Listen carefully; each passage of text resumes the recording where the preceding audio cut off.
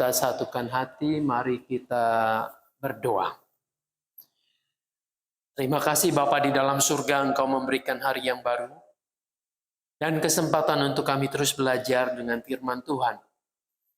Bapa di surga, melalui kuat kuasa Roh-Mu yang kudus, kiranya menolong kami untuk paham dan mengerti firman ini, lalu kami dapat melakukannya dalam hidup sehari-hari. Sebab hanya dengan cara itulah kami disebut dengan manusia yang berbahagia. Tuhan yang tolong hamba-Mu dalam kelemahan keterbatasannya supaya ia dapat menyampaikan sabda-Mu sesuai dengan apa yang Engkau kehendaki untuk kami kini dan di sini. Berfirmanlah karena kami anak-anak-Mu telah siap untuk mendengarkannya. Dalam nama Tuhan kami Yesus Kristus kami berdoa kepada Bapa di sorga. Amin. Hari ini kita akan membahas tema tentang sehati, sepikir, dan hidup dalam damai. Bacaannya dari surat Paulus kepada jemaat di kota Korintus. 2 Korintus, berarti surat yang kedua kepada jemaat di Korintus. Pasalnya yang ke-13, ayat 11 sampai ayatnya yang ke-13. Ini merupakan bagian dari salam atau bagian terakhir penutup dari semua rangkaian surat Paulus kepada jemaat di kota Korintus. 2 Korintus 13 ayat 11 sampai dengan 13. Saya akan bacakan untuk kita demikian. Akhirnya, saudara-saudaraku, bersukacitalah. Usahakanlah dirimu supaya sempurna. Terimalah segala nasihatku. Sehati sepikirlah kamu, dan hiduplah dalam damai sejahtera. Maka Allah, sumber kasih dan damai sejahtera akan menyertai kamu. Berilah salam seorang kepada yang lain dengan ciuman yang kudus. Salam dari semua orang kudus kepada kamu. Kasih karunia Tuhan Yesus Kristus dan kasih Allah dan persekutuan Roh Kudus menyertai kamu sekalian. Sampai di sana yang berbahagia yang mau mendengarkan firman Allah, memelihara tentu dengan melakukannya. Haleluya. Sehati, sepikir. Kalau ngomongnya gampang, ya. Kita harus sehati sepikir. Kita harus kompak. Kita harus berjuang bersama. Kita harus menderita bersama, senang juga bersama-sama. Tapi kenyataannya tidak selamanya seperti itu. Sekalipun juga di dalam gereja. Sekalipun dalam persekutuan orang percaya. Tetap saja ada pementingan diri sendiri. Ada hal-hal yang kita perjuangkan sendiri. Ada yang kita pikir ini lebih baik menurut saya. Ada kalanya kita tidak memandang orang lain. Idenya, usulannya, dan seterusnya. Maka terjadilah perselisihan. Dari zaman dulu tuh. Rupa-rupanya Paulus, kalau saya baca ya, dari awal surat 1 Korintus itu, mengingatkan di jemaat Tuhan ini, di kota besar ini, di jemaat yang macam-macam latar belakangnya itu. Supaya jangan ada perpecahan, jangan ada pengkelompokan. Kalau di awal ada kelompok Paulus, kelompok Kefas, kelompok Yesus, kelompok macam-macam. Lalu di bagian akhir pun Sepertinya Paulus masih tetap memperhatikan potensi untuk satu dengan yang lain ini tidak kompak, tidak sehati. Makanya dikatakan sehati sepikirlah kamu. Apa sih artinya sehati sepikir itu? Apakah kita tidak boleh memikirkan sesuatu yang berbeda? Apakah kita kalau makan harus berpikir pikirannya sama? Oh, hari ini, siang ini pokoknya kita makan gado-gado. Semuanya harus kompak, iya, sekata, sehati, sepikir, gado-gado gitu kan. Yang beda dengan itu, maka itu tidak kompak. Kan pikirannya kita mau beli gado-gado. Apakah begitu? Apakah kemudian kita akan menyalahkan, oh dia yang nggak suka gado-gado dan membeli soto misalnya, oh itu bukan kelompok kita. Rasanya kan bukan gitu ya. Bukan berarti kita tidak boleh berpikir sesuatu yang berbeda. Namun yang berbeda itu harus diletakkan pada koridor, pada bangunan yang namanya tubuh Kristus itu, Tuhan Yesus. Kita boleh berkreasi, boleh berbeda-beda. Mungkin cara berpikir kita beda, melihatnya dari sudut pandang yang lain. Tetapi intinya sebetulnya adalah jangan memikirkan kepentingan diri sendiri saja. Tetapi kepentingan yang harus dipikirkan adalah bagaimana kita mewujudkan, menyatakan kerajaan Allah itu hadir di bumi ini. Bahwa kasih Tuhan itu bisa diterima oleh banyak orang. Sehati sepikir bahwa kita ini hidup di dalam Tuhan, meneruskan karya Tuhan Yesus. Jangan kemudian satu menganggap dirinya paling hebat, paling keren, dan dia berjuang sendiri untuk kekerenannya itu supaya tetap keren gitu ya. Orang supaya tetap kagum. Lalu mengabaikan yang lainnya. Inilah yang disebut tidak sehati sepikir itu. Di gereja zaman sekarang ada banyak ya. Orang yang melayani misalnya pelawatan. Dan mengatakan yang paling penting perlawatan. Pelawatan kan ujung tombaknya nih, yang kunjungan ke rumah-rumah, yang bertemu langsung. Maka pelawatan itu harus diakomodir, harus diistimewakan, harus didahulukan. Mobil gereja nggak boleh yang lain. Maka harus diutamakan yang pelawatan. Baru kalau nggak pelawatan dipakai, boleh dipakai yang lain. Komisi anaknya mengatakan nggak bisa. Kan orang cikal bakal mengenal Yesus itu mulai dari anak-anak. Pelayanan sekolah minggu itu lebih penting daripada semua-muanya. Lalu komisi dewasa juga akan bereaksi. Emangnya komisi dewasa nggak penting? Penting untuk kedewasaan iman. Penting untuk menjadi tulang punggung gereja dan seterusnya. Nah, kalau ini merasa satu paling penting, yang lain paling kemudian bukan sesuatu yang utama, maka yang ada adalah berantem mulu di dalam gereja. Saya bayangkan mungkin di Korintus kayak begitu. Satu orang menganggap dirinya paling hebat, paling penting. Karunianya banyak. Karunianya top begitu ya. Yang lain, kamu mah sepele, kelompoknya beda, dan seterusnya. Maka terjadilah konflik. Kenapa? Sebenarnya karena saling mementingkan diri sendiri.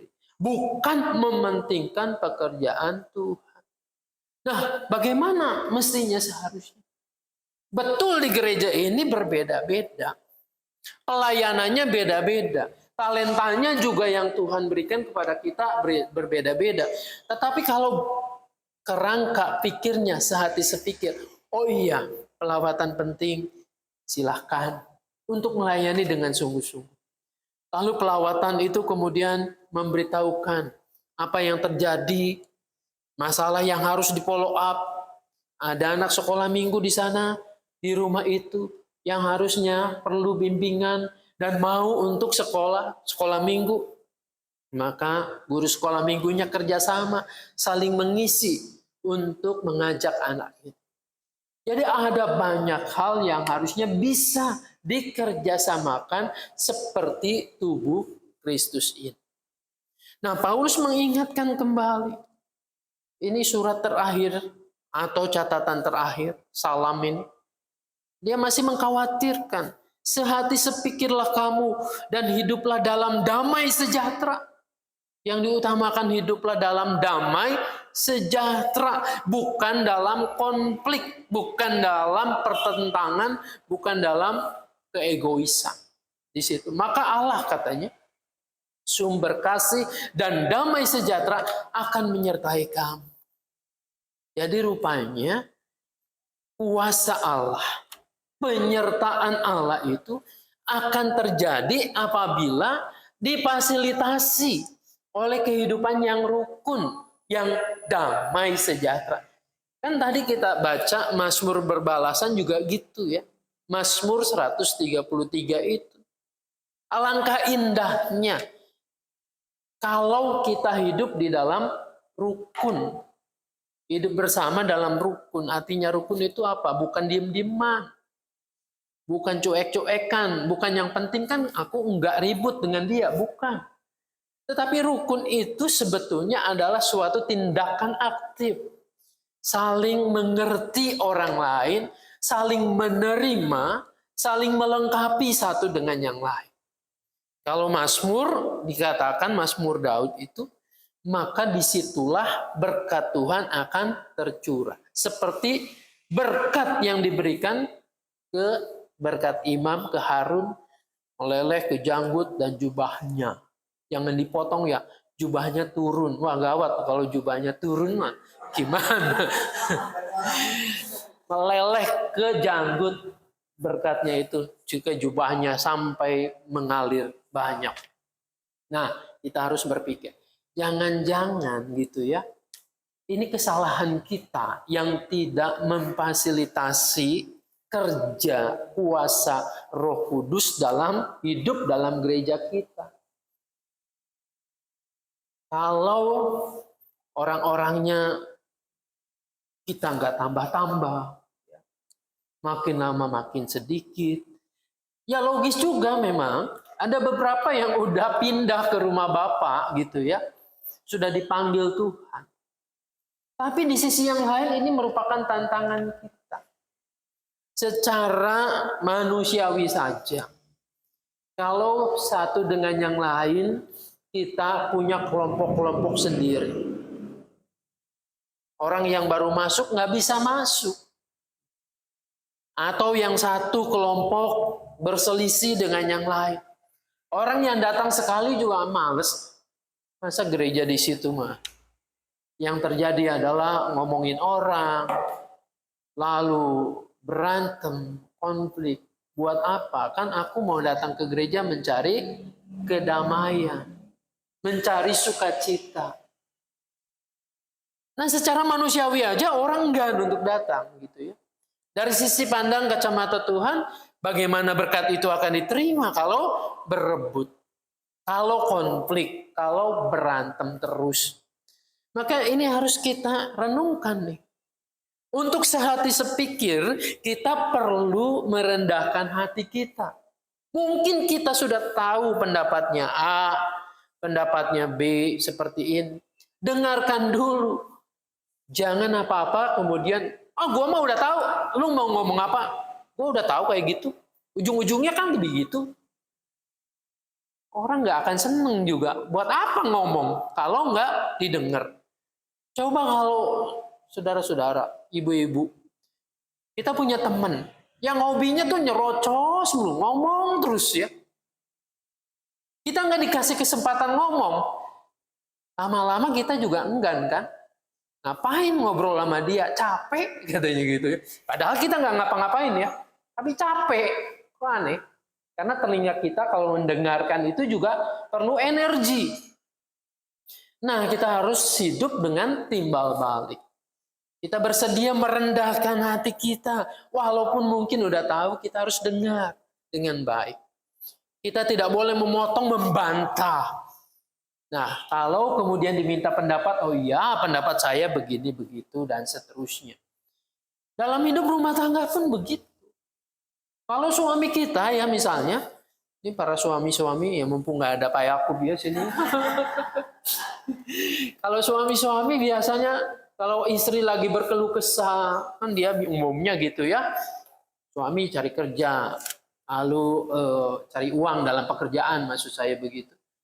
Seharian pergi di rumah, kan dia nggak tahu tuh kita belanja ke pasar kayak gimana ya, milih buat sayuran itu nawarnya seperti apa. Kita udah capek masak, lalu menyiapkan rumah, ngepel dan seterusnya.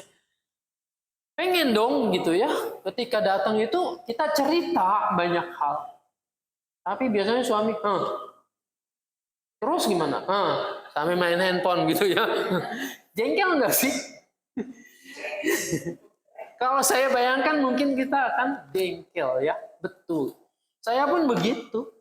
Kalau mau ngobrol, mau cerita, ya pasangan kita sibuk misalnya dengan handphonenya. Kita milih diem aja lah. Ngapain juga gitu ditanggapin. Tanggapannya nggak serius, dia tidak hadir. Tidak hadir sepenuhnya untuk kita. Nah, dalam hidup rumah tangga saja begitu ya. Ketika kita tidak cukup rendah hati, tidak menghargai yang lain. Cara menghargai orang lain yang paling mendasar itu apa? Bukan memberikan uang, bukan memberikan sesuatu hadiah dan seterusnya. Sebetulnya yang paling mendasar menghargai orang dengan mendengarkan, dengan menyimaknya. Bayangkan pasangan suami istri kalau sudah kelewat lama tidak menyimak, tidak mendengarkan. Rasanya kalau misalnya di luar dia curhat, didengarkan gitu ya. Dilihat wajahnya. Ketika ia sedih, raut mukanya, ia ikut juga sedih. Apa nggak tertarik sama dia gitu ya? Ngapain gitu kalau di rumah, toh mau cerita sama pasangan kita juga rasanya susah. Oh sama ini mah gampang ya. Nah inilah yang kemudian membuka ruang untuk satu hal-hal yang tidak seharusnya terjadi. Paulus mengingatkan sehati, sepikir. Bukan berarti sama semua yang kita pikirkan, bukan. Tapi untuk kepentingan yang sama, yaitu agar kasih Tuhan bisa dapat diwujudkan dalam kehidupan bersama. Nah kemudian ada seringkali di ayat 12 ini ya, yang orang seringkali menanyakan apa sih itu cium kudus? Berilah salam seorang kepada yang lain dengan cium yang kudus. Salam dari semua orang kudus kepada kamu. Nah seringkali diartikan cium kudus ya udah kita cium-ciuman aja gitu ya. Bukan begitu. Cium kudus bisa saja ada cium tangan, cium pipi kiri, pipi kanan, mungkin ada dipeluk begitu ya. Nah, pada zaman kitab Kisah Rasul ini atau surat Paulus kepada Korintus ini dituliskan, orang udah terbiasa dan saking terbiasanya begitu, akhirnya cium kudus itu disalahgunakan. Dipakai untuk hal-hal yang tidak sepantasnya. Paulus mengingatkan lagi cium kudus itu adalah sesuatu kehangatan, ekspresi ya. Bisa dengan jabat tangan, bisa cium tangan, bisa cium pipi kiri, pipi kanan, atau kita memeluk seseorang. Nah ini dalam rangka sebetulnya sebuah komunitas umat Tuhan untuk saling mengakui keberadaannya, menganggap itu sebagai tubuh Kristus. Nah, jadi kemudian ketika ini diberlakukan lagi, ada sesuatu kehidupan yang saling mengakui ya, saling menerima itu luar biasa. Tapi lagi-lagi, lama-lama kemudian cium kudus yang seperti ini disalahgunakan lagi. Sehingga pada zaman ya mungkin tahun berapa ya 300-400 ada uskup Ambrosius, ada teolog namanya Athenagoras gitu ya, itu mengecam, udahlah nggak usah cium-cium kudus gitu. Akhirnya yang terjadi adalah tindakan-tindakan bablas, jadi asusila. Akhirnya kemudian ini menjadi suatu tradisi dalam gereja, cukup dengan salam damai ya. Kan di liturgi kita ada salam damai gitu. Salam damai setelah pengampunan dosa. Kita berdamai satu dengan yang lain. Nah, ini juga seharusnya jangan jadi basa-basi saja. Salam damai adalah mengampuni, menerima seseorang dengan yang lain dalam liturgi kita, masuk dalam liturgi itu, supaya kita betul-betul mewujudkan kehidupan yang damai, kehidupan yang sehati sepikir ini dalam hidup kita. Tapi yang terjadi nanti lama-lama kebablasan lagi, jadi hanya basa-basi saja. Nah, Tuhan kan tidak mau dengan cara begitu. Dulu ada cium kudus, ada misalnya murid-murid Tuhan Yesus ketika perjamuan malam. Yang terjadi, Yudas mencium Tuhan Yesus sebagai tanda kasih tahu tuh kepada musuhnya, kepada para serdadu yang akan menangkap. Ini orang yang aku cium ini dialah Yesus itu, maka yang kamu tangkap itu adalah dia. Jadi cium itu bisa maknanya macam-macam. Yang Paulus mau katakan, mau diberlakukan dalam kehidupan jemaat adalah betul-betul penerimaan. Yang satu menghormati yang lain. Ini adalah ekspresi tanda kasih. Itu bisa orang tua kepada anak, anak kepada orang tua, antar sesama jemaat, atau misalnya rasul kepada yang lain. Jadi itu harus dipakai dengan semestinya. Dan ingat kalau di dalam jemaat kita ada salam damai itu dalam ibadah, harus betul-betul hati kita damai Tuhan besertamu. Tapi hati kita enggak, gue masih benci sama dia. Ini gimana Tuhan yang lihat hati kita? Tuhan yang lihat hati kita, lu munafik, berkatnya udah deh stop aja. Kan enggak ada damai, tidak sehati sepikir. Jadi berkat Tuhan ya berhenti juga gitu ya. Buat apa memberkati orang yang munafik gitu kan? Nah, ini yang harusnya terjadi dalam hidup kita. Jadi salam damai itu harus dilakukan dengan tulus. Nah, ini sarana kita untuk tadi hidup dalam damai. Hidup dalam damai sebagai anak-anak Tuhan. Lalu kemudian ayat 13 Paulus mengucapkan kalimat berkat. Berkat Tritunggal itu, berkat Trinitas yang disebutkan kasih Tuhan Yesus, kasih Allah, dan persekutuan Roh Kudus menyertai kita semua. Nah, biarlah dalam kehidupan yang damai seperti inilah kasih Tuhan akan menjadi kesaksian buat kita. Kita lakukan dalam hidup sehari-hari. Tuhan Yesus menolong memberkati kita. Amin.